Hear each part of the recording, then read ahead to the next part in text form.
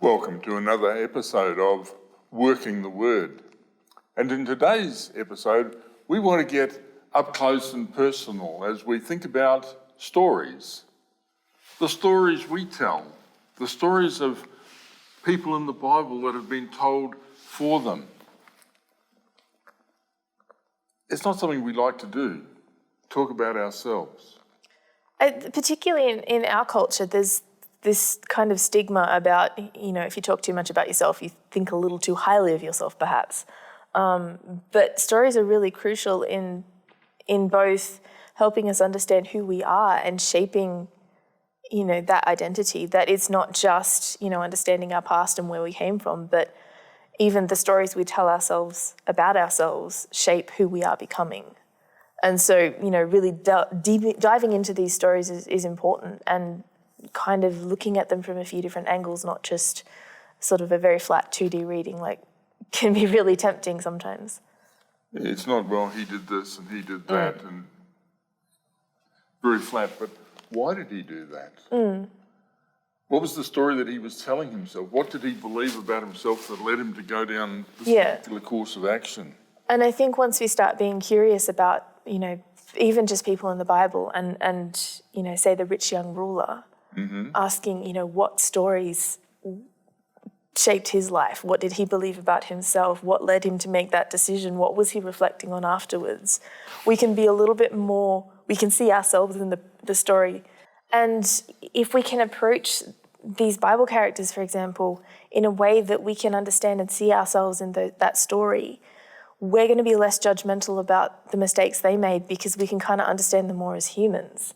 But we're also going to start being able to see the people around us in the same way, that we can approach them with curiosity about their story rather than, kind of just judging on a small set of decisions or a moment in their life or something. And I've actually heard it said that if a person repeats the story over and over and over, it says that they don't feel that they've been heard.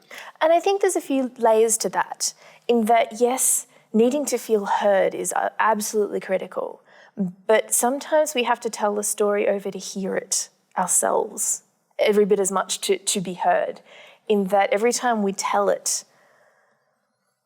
we get we tell it for this thing that happened, and the next time we tell it, there's another thing that kind of clicks into place, that all the times we're telling it, we're processing the story as well. And spending that time processing it means that we're more able to glean meaning and less likely to be sort of derailed by that event because we're processing it, and each time we tell that story, we see something new. And there's certainly plenty of stories. It's mostly story. There's law and there's correspondence and there's literary works, there's prophecy. But the biggest component of the Bible is story.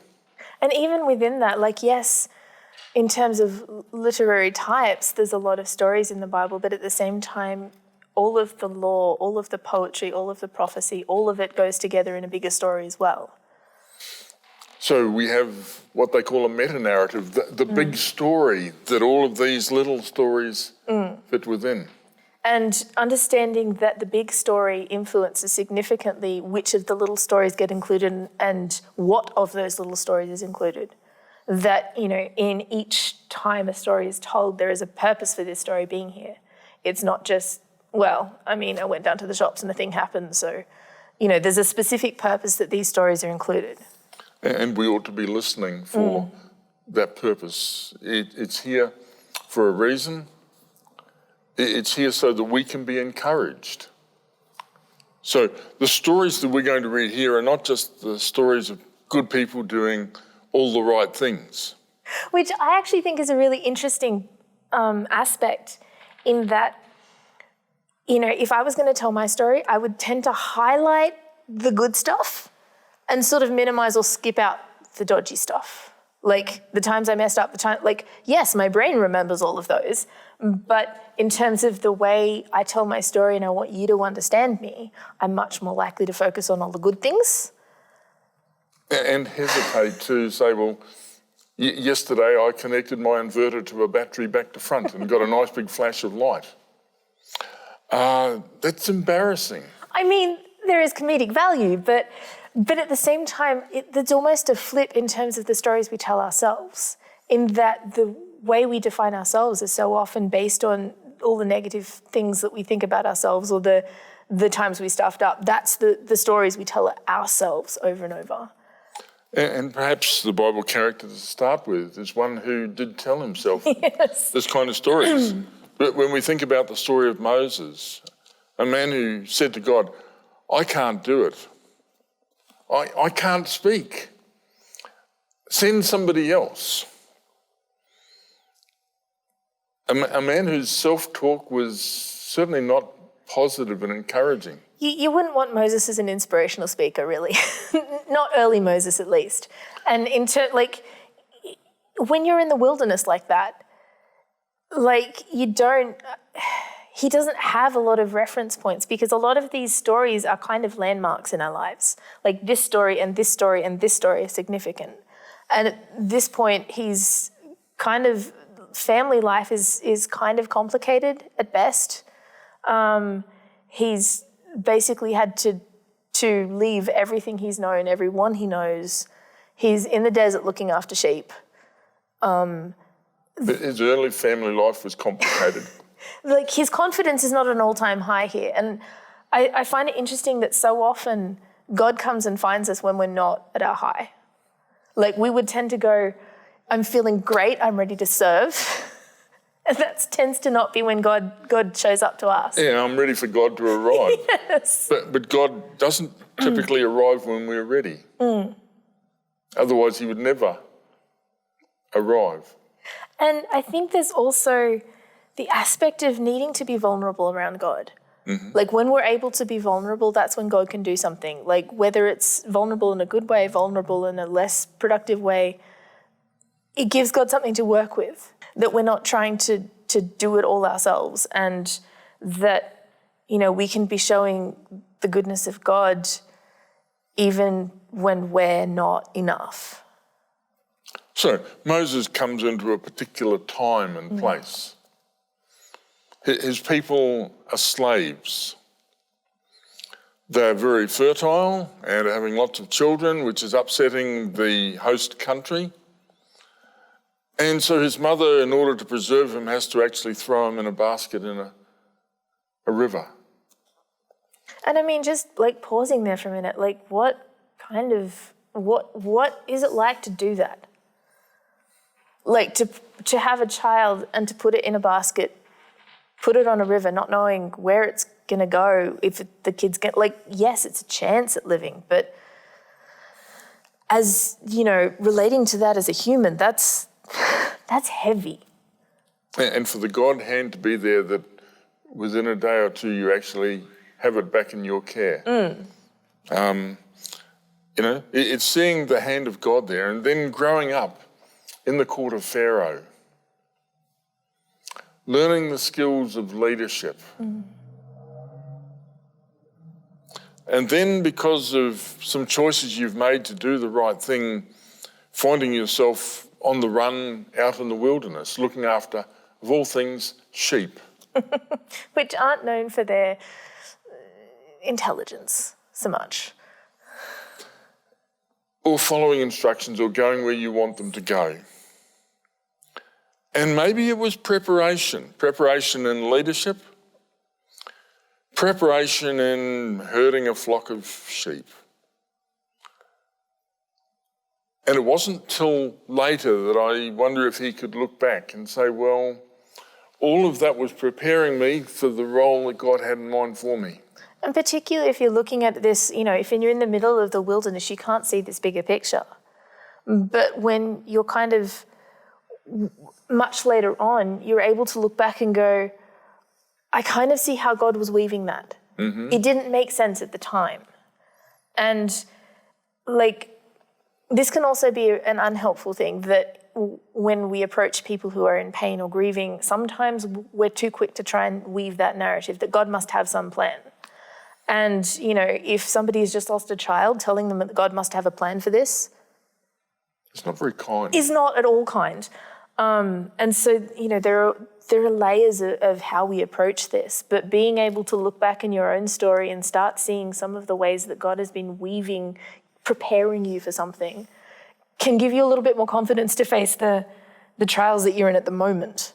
Because I can see how he's like that and that led to that. So I am assuming that, yes, this isn't great, but it's probably leading to something and preparing me for something. Yeah, and some of the hard experiences actually helped us to have understanding when we were relating to others who were going through similar experiences. And it's not so much that God gave us those experiences for, God took away your child so you would be able to relate to people who'd lost a child. It doesn't work like that. But God is able to take all of these experiences, all of our stories, good and bad, and use them in a meaningful way. It's as Paul says in Romans, in all things God works for the good. It's not that all things are good or all things are God sent, but God even takes the bad things and says, watch what I can do with this, and puts a twist on it. Well, with Joseph, he's really explicit about that. What you intended for evil, God used for good. And I kind of feel like at that point, he's reimagining his story a little bit, that he could have just been a bit bitter at his brothers and Who would blame him? Who would blame him? And, he's reluctant to trust them, fair. But at the same time, you can kind of see at that point, he's seeing his story in a new light. And so we can reflect on another story, a collective story, the story of the other end of the Moses journey. Well, part of it. Well, Moses has died. Joshua is now in charge. He sent some spies out, and it's now come time for them to cross the Jordan River. It's almost like crossing the Red Sea all over again. Yes. God has to stop the water. Joshua tells the priests, step into the water. And when you get in there and it's all stopped, stop and stand there. And then to the rest of the people, he says, all right, now you cross over while the water's banking up upstream. And at the end, he gets one man from each tribe to pick up a rock. He called them, a man from each tribe. Joshua said to them, pass on before the ark of the Lord your God into the midst of the Jordan. Take up each of you a stone upon his shoulder, according to the number of the tribes of the people of Israel. Get in there, get a rock, get something to remember. And here's the purpose. That this may be a sign among you. And when your children ask in time to come, what do those stones mean to you? Then you shall tell them that the waters of the Jordan were cut off before the ark of the covenant of the Lord. And when it passed over the Jordan, the waters of the Jordan were cut off. So these stones shall be to the people of Israel a memorial forever. And I think sometimes we don't actually make as much use of this kind of thing as we could. That, within our space, we are making provision to be continually reminding ourselves of these stories. And particularly this kind of 40 years wandering, there are so many stories in there that could easily be lost once you sort of, we're set up and we're established. And yet it is absolutely critical that these stories are continuing to be told. And when we have that story of sending Caleb and the others ahead to sort of spy out the land, and most of them are just freaked out. There are giants, we can't do this. No way, we're not. And, the stories they told themselves shaped the decisions and shaped what they became and what they did, and kept them wandering around the wilderness for a little bit longer. And if you don't have this background of kind of remembering the ways that God has led, then the minute you hit the giants, you get not back off, as opposed to going, well, I mean, there's giants, but I mean, we walked through the river, the Red Sea at least by that point. God parted the Red Sea and led us through with a crowd of Egyptians behind us trying to kill us. Giants are probably okay. But, these stories had kind of not been shaping them. And so there was a need to keep on remembering the stories, pass the stories on so that others hearing the stories could have faith and could have confidence in God too because of these stories. And some of it comes back a little bit to the concept we talked about a few weeks ago, the Greek idea of aletheia, the unforgetting, that, putting these stories continually in our consciousness and continually reminding ourselves of these stories in terms of just shaping how we think, who we are, what choices we make. That it's more about a continual seeking that connection and remembering who you are. And it does come back to the stories that we feed on. And if we're feeding on negative stories, then that's the conclusion we're going to come to. And in some ways you can actually tell a little bit about a person by the stories they tell. That, if they're telling you all the things that have gone wrong, then you can kind of get a bit of an idea of the stories and the ideas that they are feeding on. Mm-hmm. And it can also be a little bit of a self-awareness thing, that, wait, I'm being really negative, where's that coming from? Often it comes from growing up, doesn't it? But it's a little bit like the train, the story of the little train, I think I can. And eventually it did it. And I mean, self-fulfilling self-fulfilling prophecy is a thing. If you say, I think I can't, absolutely you can't. Whereas if you I think I can, then, you're shaping your reality in the words you use. It's not just some woo-woo idea or anything. You are shaping your reality by the words you use and the stories you tell yourself. And the memories you choose to focus on.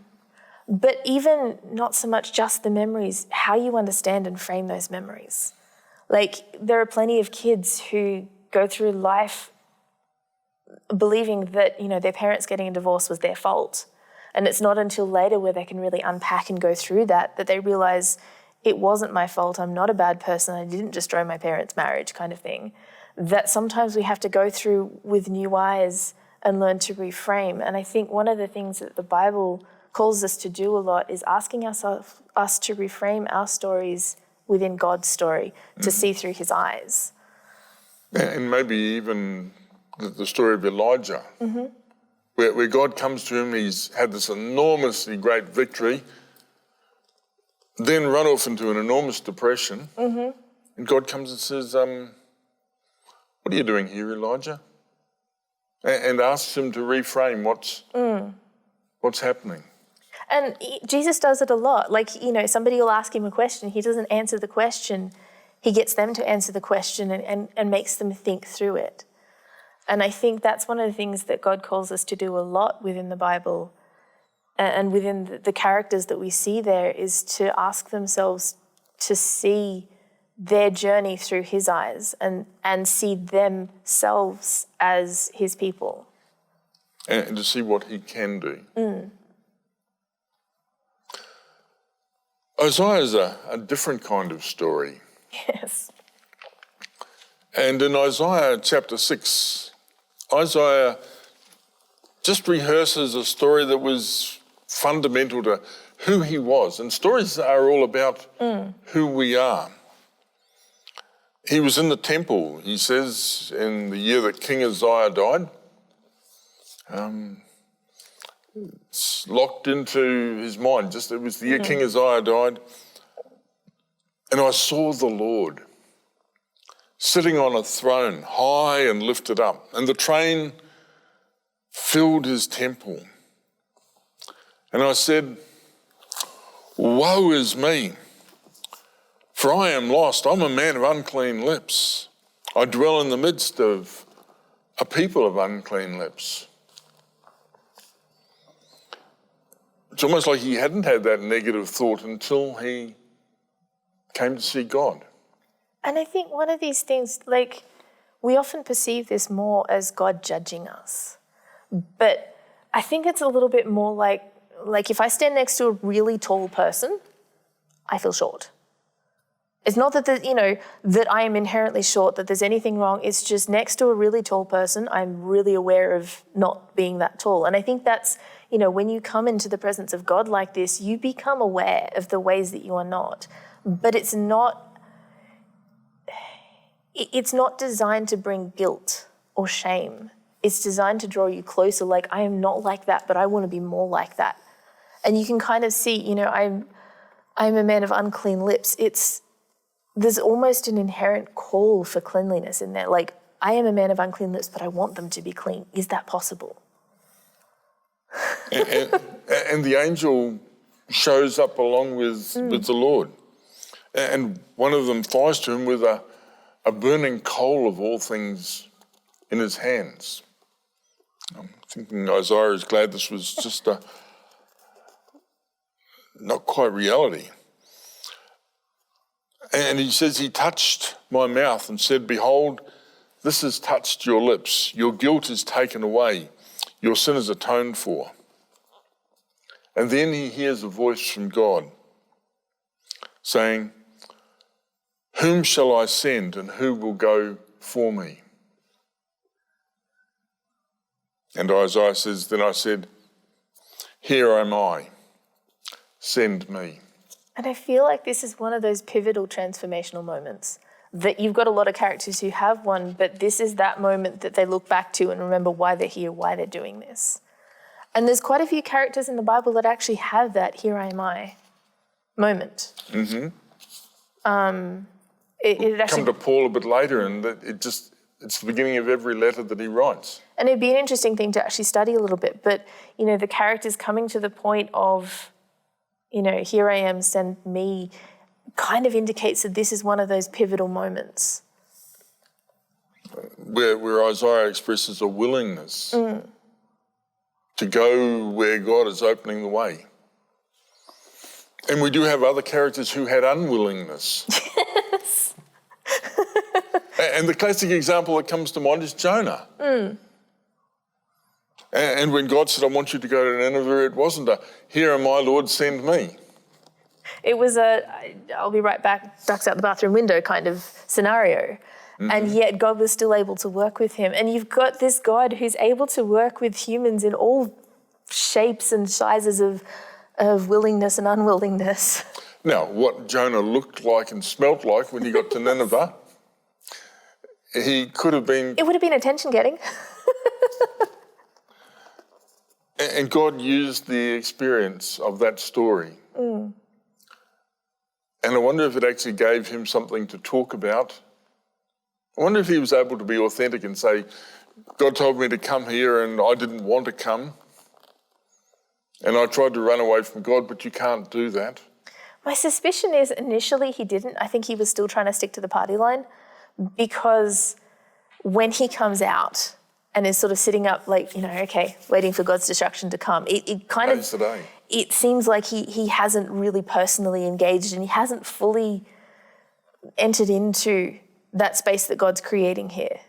Now, I'm curious, we don't get to hear the end of this story, but I'm curious as to, what he went away from this with, when he was an old man looking back, what were his reflections on this story?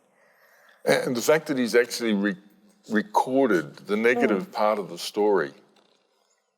And he's written down his reluctance to do what God asked him to do. Suggests that the point did come.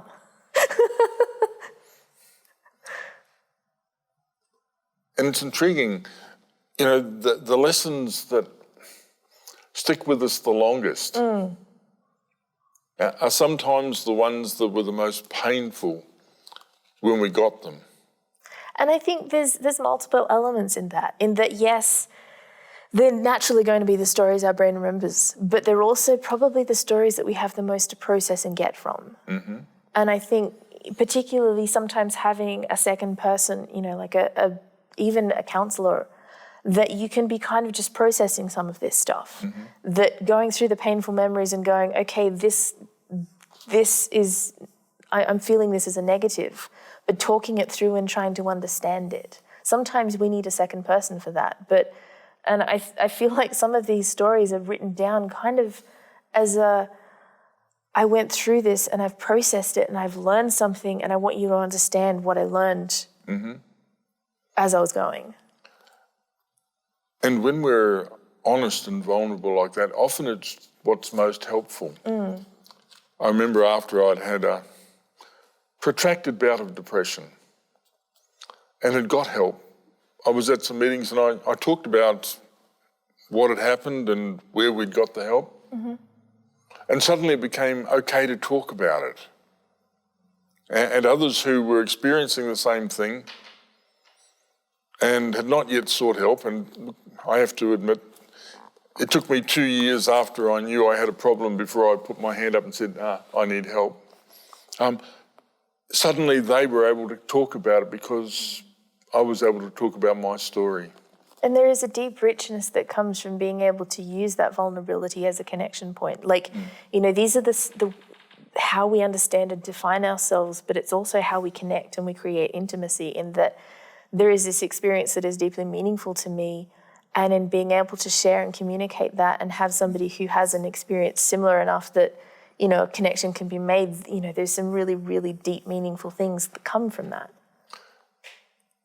And often we're more inclined to want to share information rather than to actually share our experience and our faith.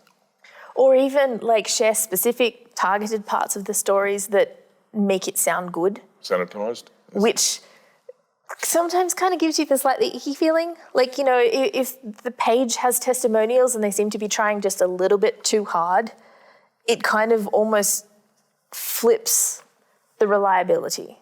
If I'm on a page of somebody I know and there's testimonials and I look down and I go, yeah, absolutely, I know this person, that checks out, that's who they are. But sometimes, the stories we tell about God, if you don't have any understanding of the character of God, if you don't have any background, anything, some of this is wild. Seriously wild. And, we're telling these stories and it's like, guys, that's not really. And if we're not telling the whole story and getting a deeper picture of really who the character is, who the person is, who God is, then some of these stories are going to sound really vague. An interesting one that's recorded in the Bible, in the middle of a prophetic book, is not written by the prophet. It's written by the king of Babylon, of all places. Now, we don't even have any books written by kings of Jerusalem. And God lets the story of a Babylonian king be centre of one of the prophetic books. Because the king has a story to tell. And we've sort of been seeing it woven through this book so far, just little glimpses here and there. And this almost, it's one of the few times we do actually get a bit of a resolution to the story. And it's fascinating. King Nebuchadnezzar, to all peoples, nations and languages that dwell in all the earth, peace be multiplied to you. And that phrase, peace be multiplied, it's almost a Paulism. It's a little bit Paul. Which sort of suggests that the transformation isn't just I'm telling you stuff, it's like this little inner fountain that's bubbling over. In fact, he says, it seemed good to me to show the signs and wonders that the Most High God has done for me. And so he gets into it. How great are his signs, how mighty his wonders. His kingdom is an everlasting kingdom. His dominion endures from generation to generation. I can think of some Israelite kings I'd love to hear this from, actually. That we are actually hearing it from a Babylonian king. And when you look at some of the story of what he's gone through to get to this point. And you say, look, I was at ease in my house. Everything was going well. I was prospering in my palace. I saw a dream that made me afraid. And if you want to read that whole story, it's all there in Daniel chapter 4, of a tree that got cut down.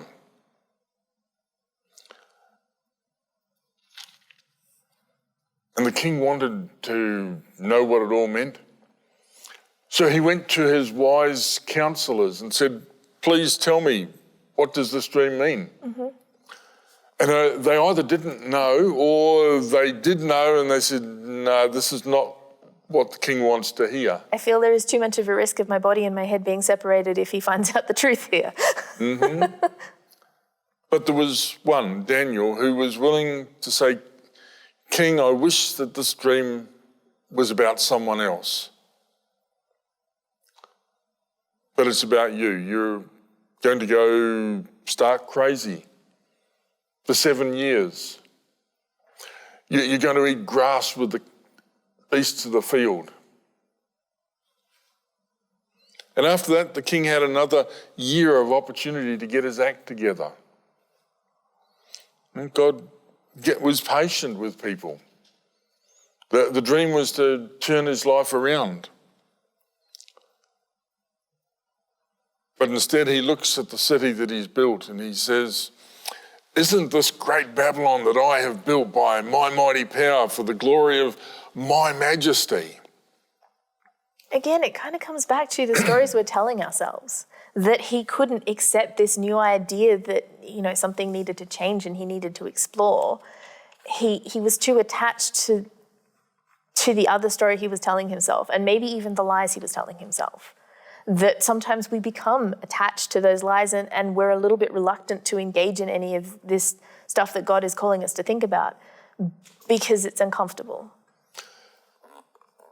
There's a God story coming into this one as well. It really is.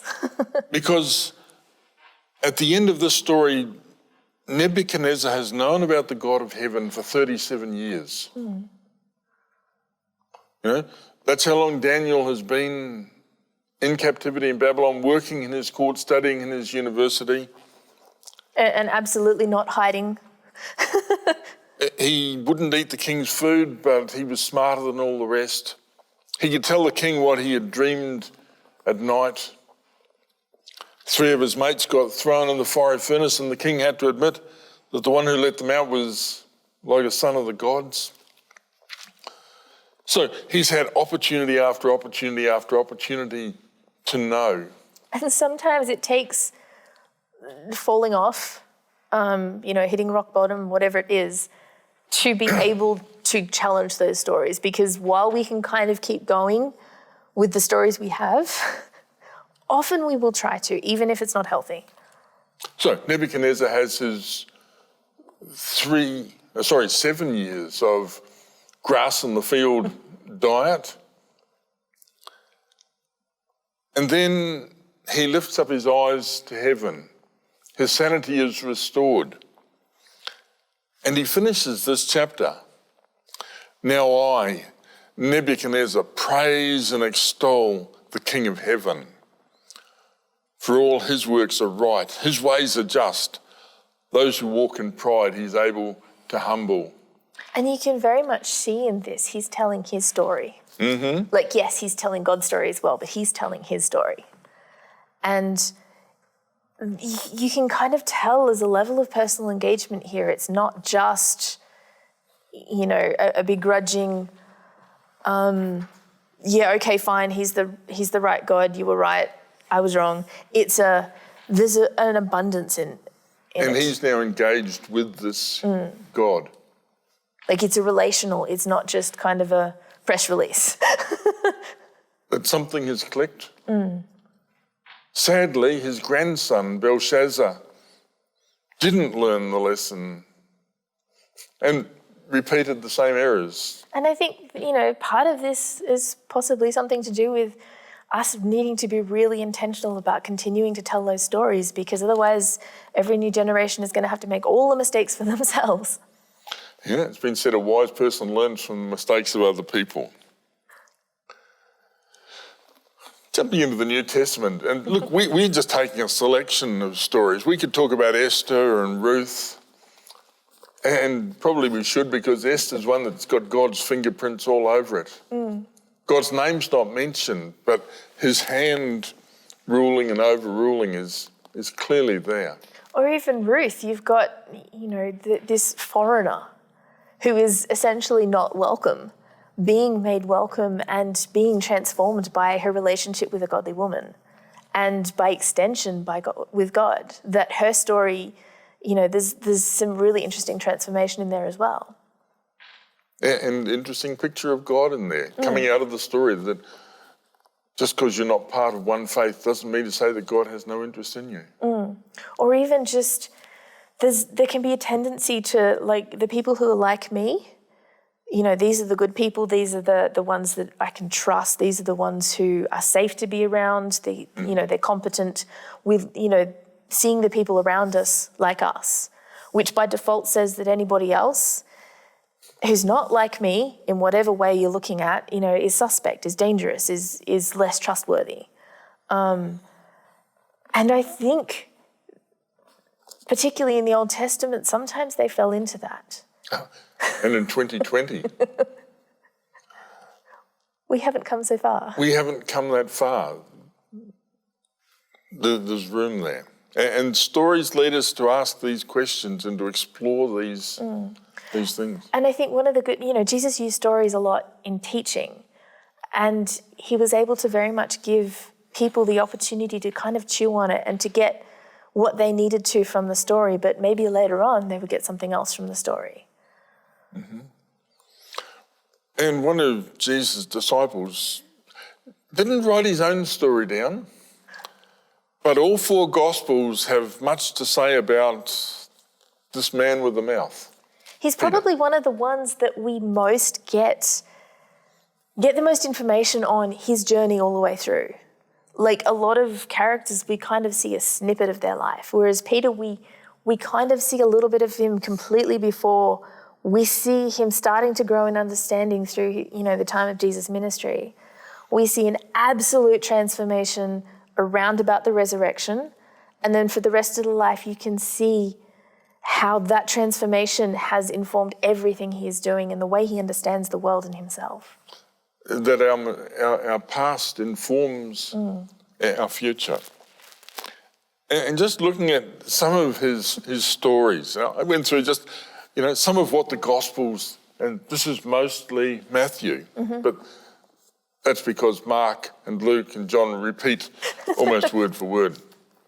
Peter out on the boat, Lord, if it's you, so confident Peter, if it's you, command me to come to you on the water. I mean, yes, we've got the if it is you, and I don't know that it's necessarily a confidence thing. I think it's like, God, if it's you, tell me to come. He has not thought this through. A lot of what Peter does, he has not thought through, but that's actually, I think, something that God is able to really use. It provides some comedic value early on as well. And I'm sure it created a little bit of a smile on the disciples' faces as they sat around the fire at night. Hey, Peter, remember the time when? And I think he had a personality that wouldn't have been it wouldn't have put him down at all. But he is absolutely the first one. Sometimes that involves a lot of blundering, saying stupid things, but he's right there in the front line ready to do whatever it is. And he's the one who will say, Lord, can you explain that parable to us? Which is what everybody else is thinking. But everybody's like, I don't want to say anything because does that make me look stupid? I don't know. Maybe I should just sit there and pretend I understand. But Peter will at least come out and say, could you explain that? Which at the same time gives Jesus the excuse to be digging deeper with them. Whereas if everybody's sitting there going, yep, totally understand, then, that opportunity isn't there. And he does get things right. Like Jesus says, who do you think I am? And he said, well, you're the Christ, the Messiah, the Son of the living God. And about a dozen verses further on, Jesus talks about going to Jerusalem, being arrested and killed, rising again. And Peter's, no way, Lord, far be it from you, this shall never happen to you. And Peter's, you get a lot of kind of him digging his feet in the no, that is not. It's been said nobody brought so much joy to Jesus as Peter. And no one brought so much distress to Jesus as Peter. On the Mount of Transfiguration, Moses and Elijah have showed up, met with Jesus, and all Peter can think of to say, if you wish, I'll make 3 tents here, one for you and one for Moses. To be fair, I kind of get the sense at this point in his journey that there's less of the, let me think about that for a minute first, and more of the just diving straight in, which it's beautiful and it's horrific at times, but just in some ways, like again, I think Jesus would have looked at this and smiled like, Peter, you're missing this, but later on, you're going to get this. And he shows up in Capernaum, and the tax collector, does your teacher pay the temple tax? He says, oh yeah. Jesus has to say to Peter, Peter. and he thinks he's being generous. How often should I forgive my brother?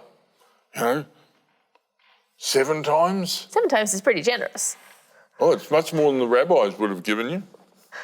And Jesus had to say, look, you're just way off, 70 times that. But like how much of this, of the story of how Jesus related to people would we not have if not for Peter? Mm-hmm.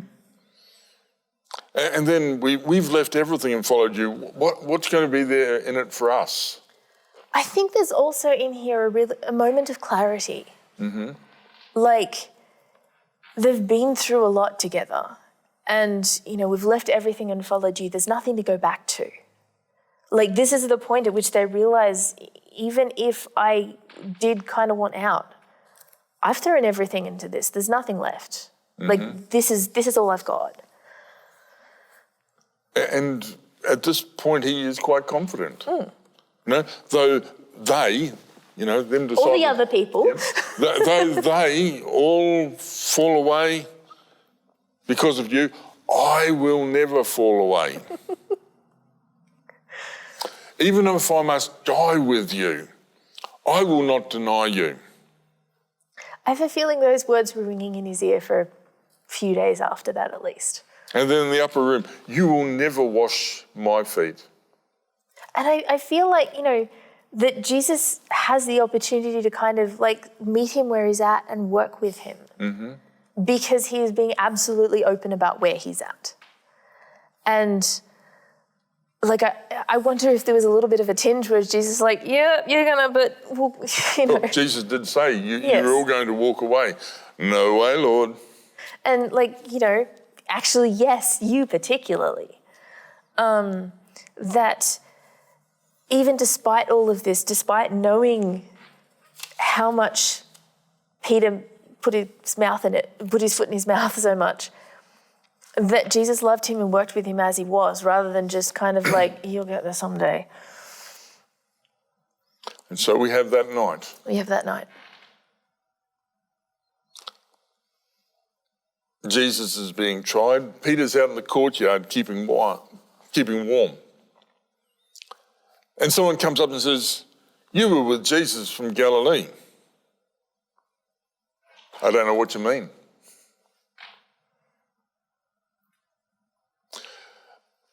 This man was with Jesus of Nazareth. He denied it with some words, some fisherman words. I don't know the man. And there could be some other adjectives in there. And someone else comes up, surely you're one of them. Your accent gives you away. And he began to invoke a curse on himself and to swear, I do not know. Probably the blankety blank blank man. I think it's important to recognise here that he's probably in shock. There's a degree of trauma, panic, fear. Like it's not just, well, that was a bit douchey of him. Like, in terms of understanding him as a human, he's in a very vulnerable position here. And, the trauma and the fear have kind of gotten the best of him. How often do we ask that kind of question when we're looking at somebody that's acting inappropriately? What's going on in the background? And I think that's one of the things we really need to ask, because if we're just looking at the behaviour on the surface, we're going to miss everything. Whereas if we're looking at, okay, so, this kid is acting out. What is going on in this kid's life to cause this? What's allowing it to continue? And unpacking some of that element of the story. And I think, this is one of the places where we really have the difference between Peter and Judas, because both of them denied Jesus in some sense.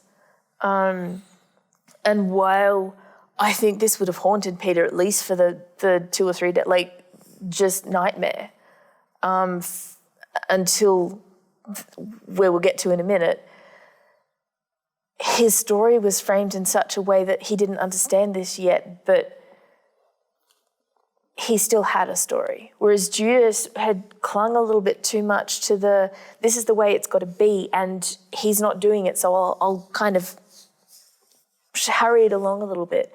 And when that fell through, there was nothing. What Peter had was memories. Jesus saying, before the rooster crows, you will deny me 3 times.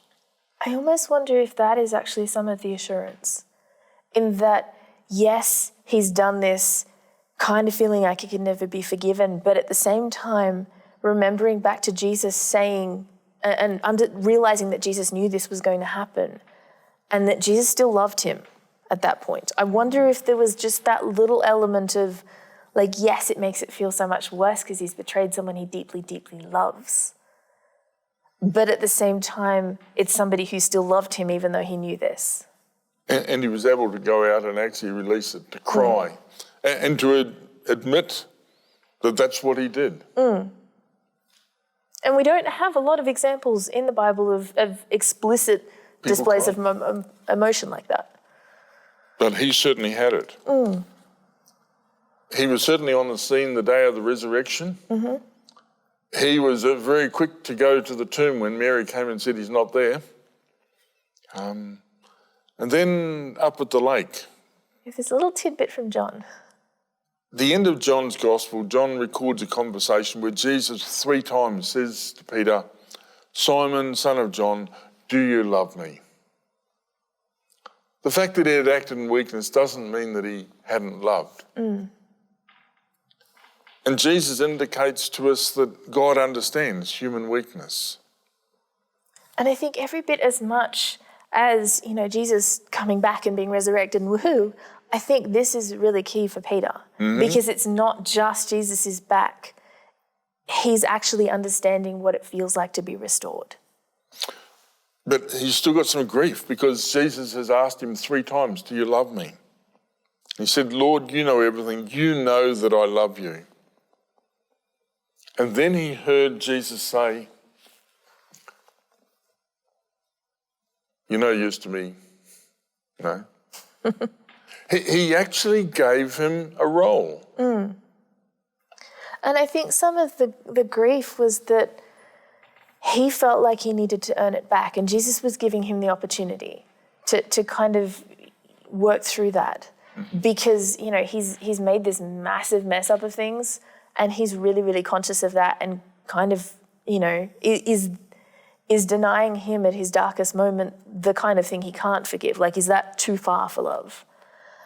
And Jesus is kind of giving him the space to realize it himself, not just Jesus could have gone, it's fine, I love you, you're back. But I don't think Peter would have accepted that.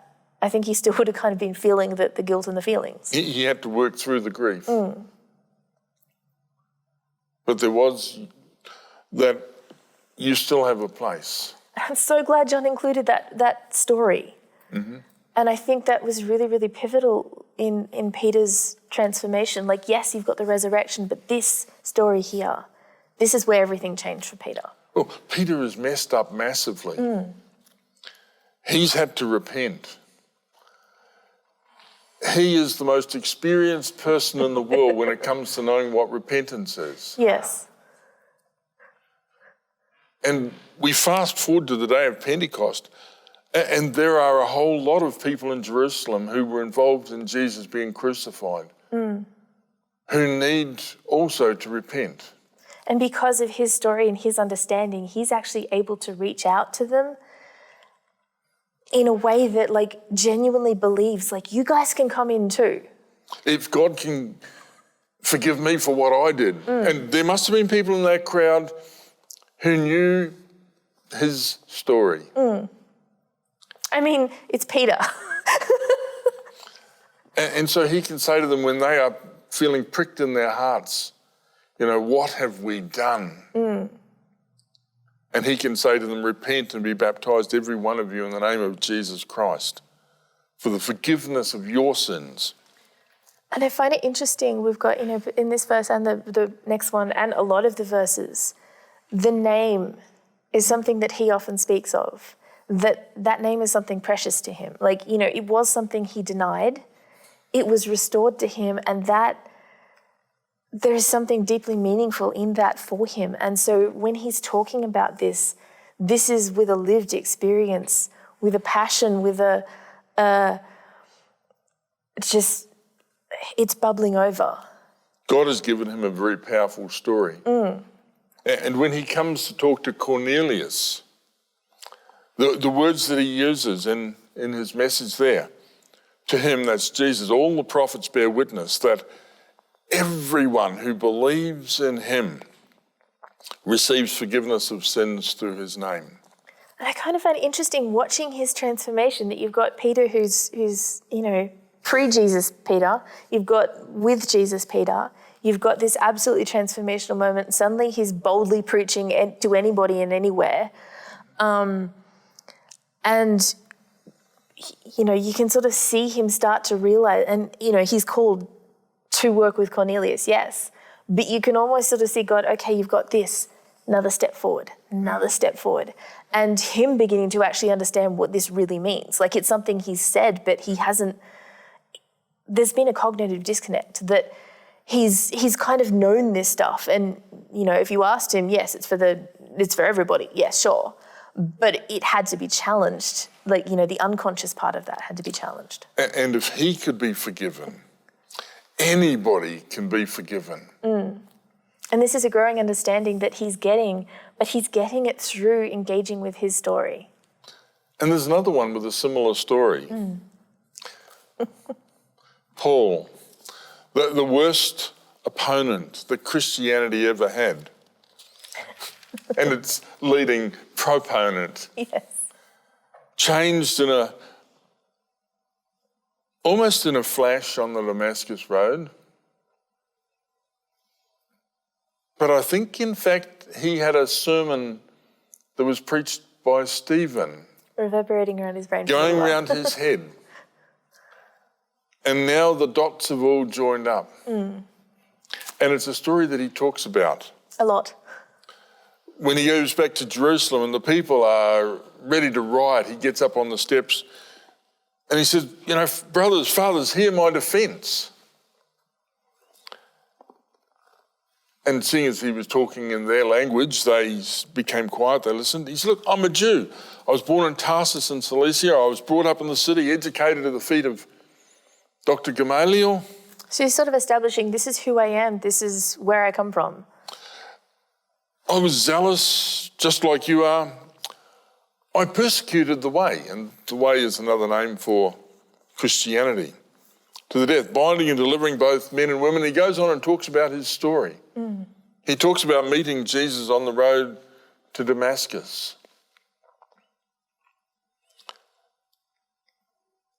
And this is his witness, is to tell his story, that God took me. And I think even just, he keeps telling this story.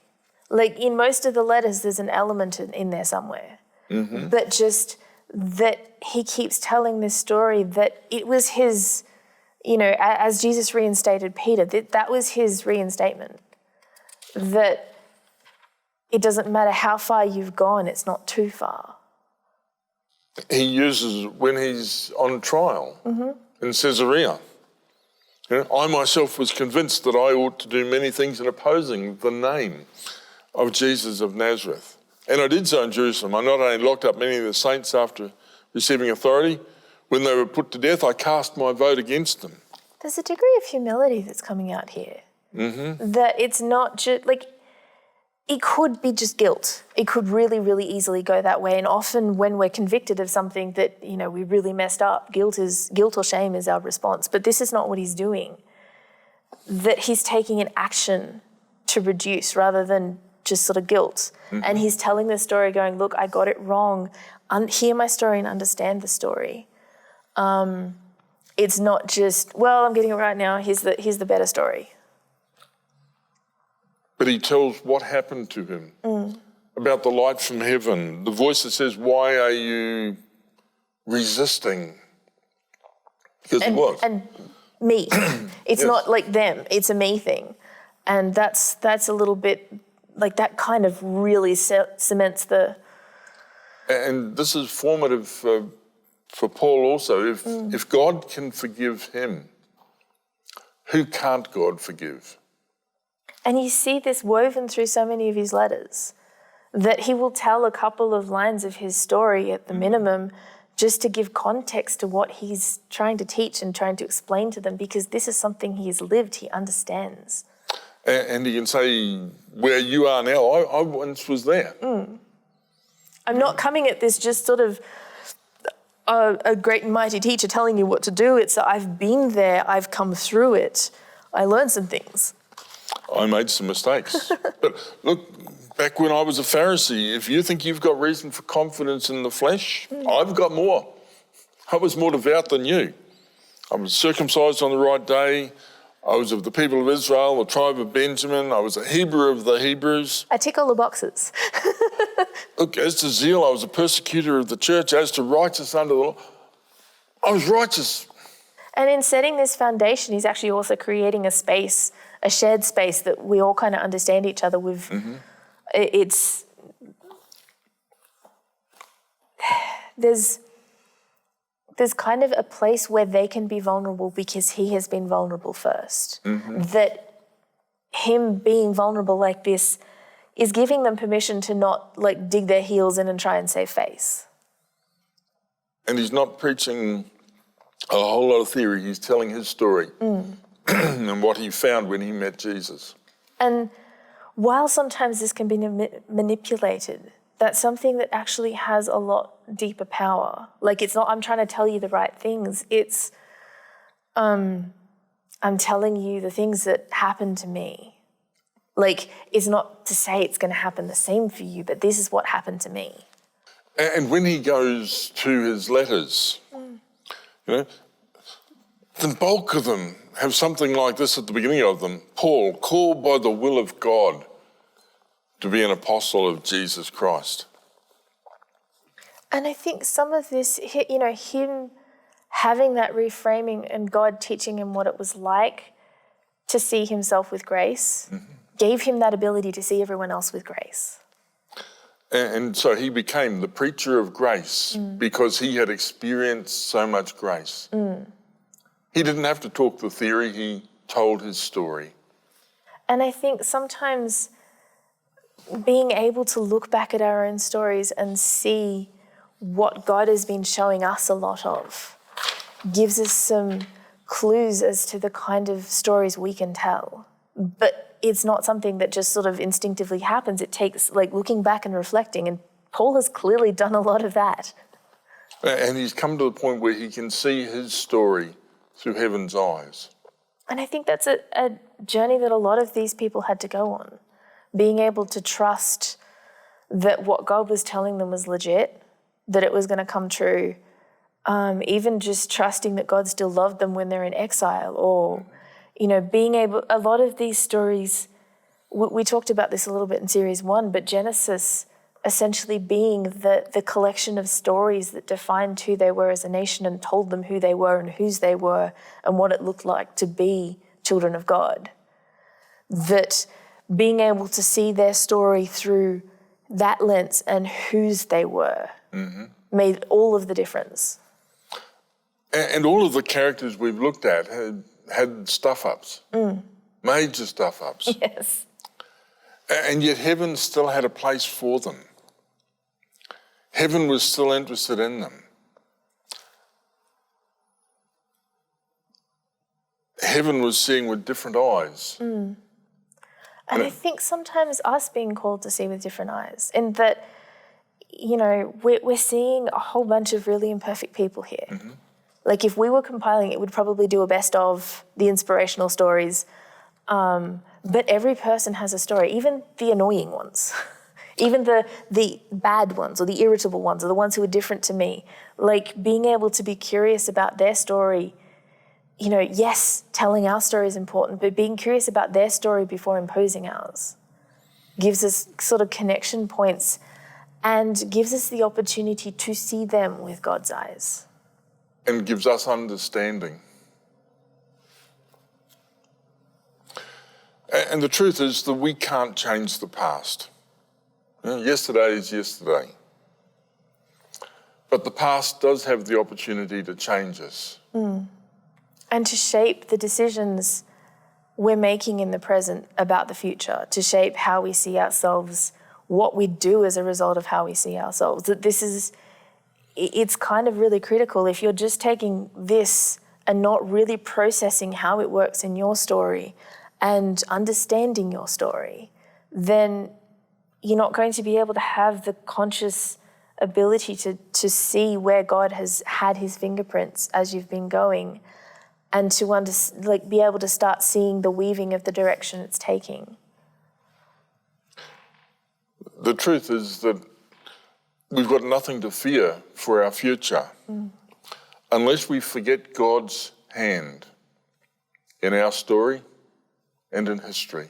Which is one of the reasons I think Jesus, the God, particularly in the Old Testament, was so emphatic. Tell these stories, keep telling these stories, keep telling these stories. Mm-hmm. Because when we remind ourselves of the stories, we remind ourselves of the God behind the stories. That he's reliable, that he's gracious, that he's restorative. And that he can actually turn things that were ugly into something positive. Even things like, Paul, I don't think would have been a great person to hang out with a lot, when he was doing all the persecuting. But in his worldview, this is full of humans who are doing the best they knew how at the time. The world is full of humans who are doing the best they know how at the time. And, our entire way of seeing the world is shaped by the stories we tell. And so to look for good in others rather than speculating the worst is going to be a positive way to go. And even just being curious. So we have time. We all have time to stop, to spend time reflecting on life. And we do. We think about the meaning of life. We just want to encourage you to think about your story, the journey that you're on, to spend some time looking for God's fingerprints as they show up in your life.